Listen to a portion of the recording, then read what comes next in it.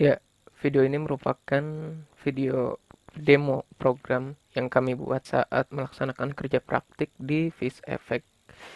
FishEffect sendiri merupakan perusahaan yang bergerak di bidang pengembangan sumber daya manusia dan pengembangan aplikasi. Fokus dari pengembangan sumber daya manusia di perusahaan ini berada dalam lingkup teknologi informasi. Layanan yang diberikan oleh perusahaan ini antara lain jasa konsultasi, jasa pelatihan, serta pengembangan sistem dan aplikasi. Mahasiswa yang bekerja di perusahaan ini yang berasal dari UPN berjumlah 14 dengan total 7 kelompok.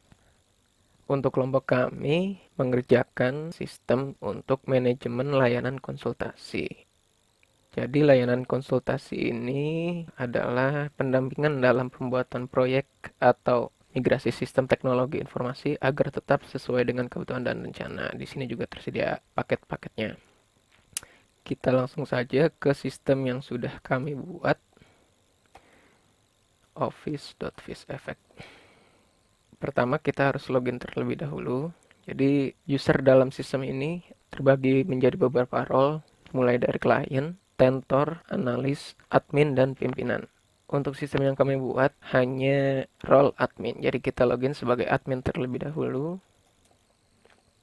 Kemudian di bagian layanan konsultasi sendiri itu terdapat beberapa tahap juga, mulai dari pengajuan atau pendaftaran, kemudian penandatanganan kontrak atau pengisian kontrak, kemudian penentuan kelas konsultasi atau penentuan pembimbing konsultasi, kemudian mengatur jadwal konsultasi, selanjutnya pencatatan pembayaran, dan yang terakhir presensi. Kelompok kami sendiri mendapatkan tugas untuk membuat mulai dari bagian kontrak hingga pembayaran.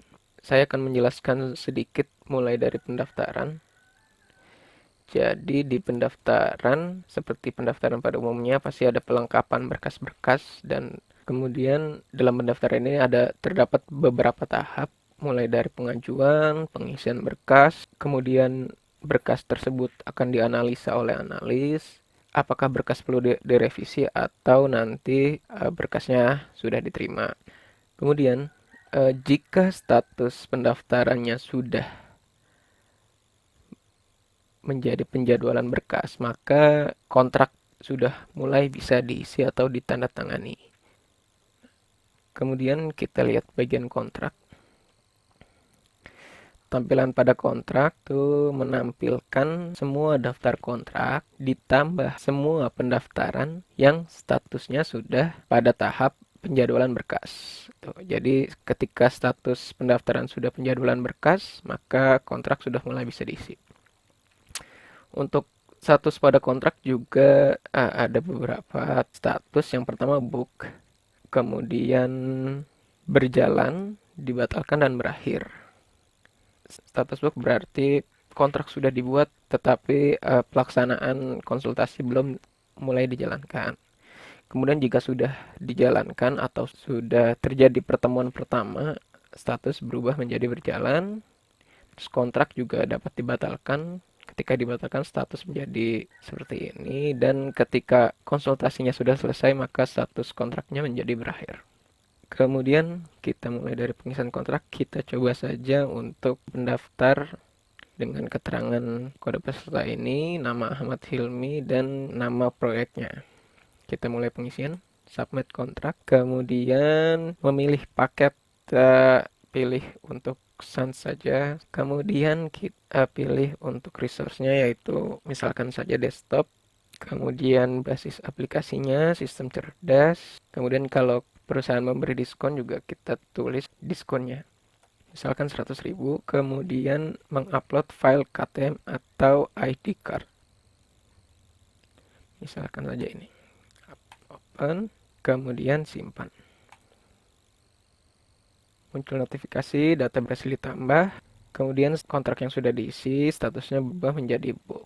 Kita lihat Ahmad Hilmi ini ya,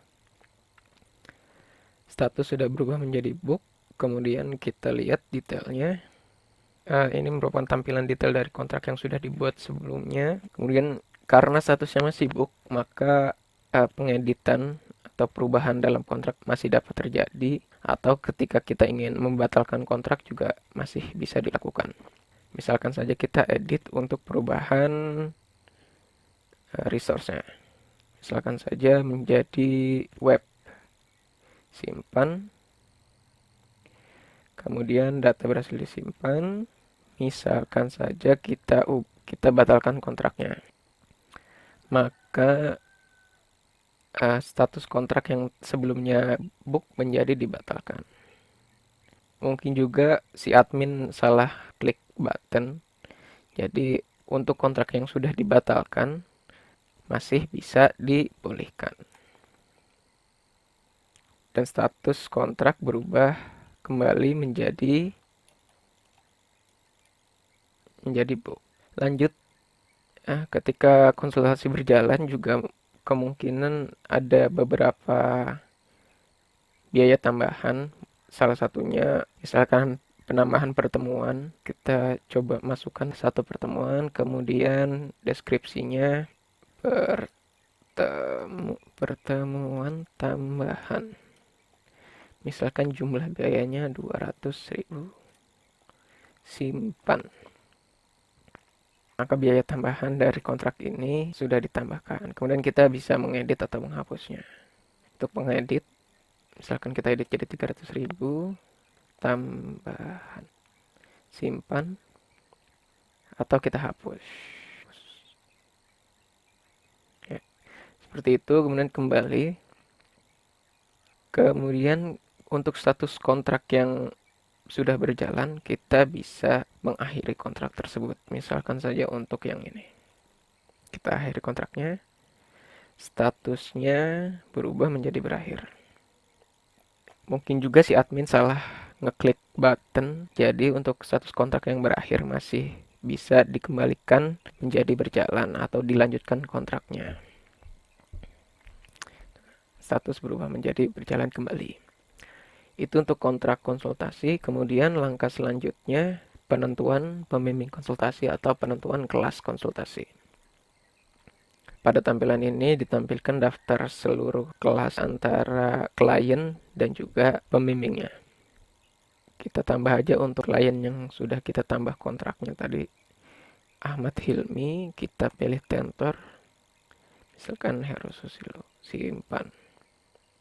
Nah, untuk edit dan hapus hanya bisa berfungsi pada kelas yang total jadwal pertemuannya masih 0 atau belum ditentukan jadwal pertemuannya. Selain itu, kelas sudah tidak bisa diedit ataupun dihapus. Selanjutnya, untuk mengatur jadwal konsultasi. Ini tampilannya. Langkah pertama kita harus memilih mentornya. Misalkan saja tadi kita pilih Heru Susilo ya. Heru Susilo. Nah, di sini ada kelas berlangsung dari mentor Heru Susilo, salah satunya yang baru saja kita masukkan tadi.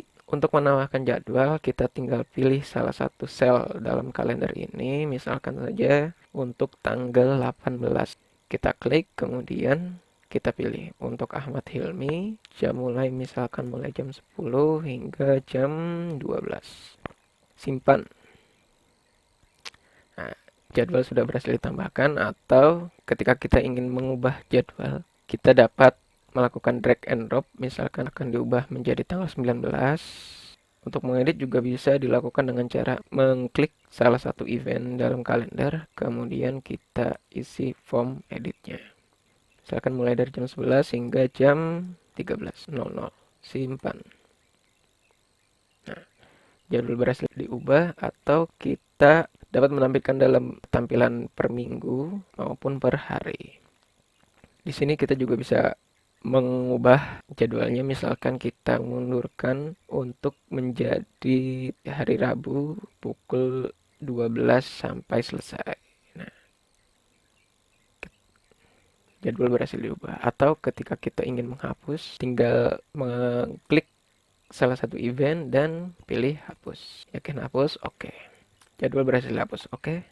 Kemudian selanjutnya yang terakhir yaitu pembayaran atau pencatatan pembayaran. Ini merupakan daftar pembayaran yang sudah ada. Ketika kita ingin menambahkan atau mencatat pembayaran baru, klik tambah pembayaran, kemudian pilih mahasiswa yang status kontraknya masih berjalan. Misalkan saja kita pakai Ahmad Hilmi tadi, kemudian nomor kwitansinya misalkan 1231231.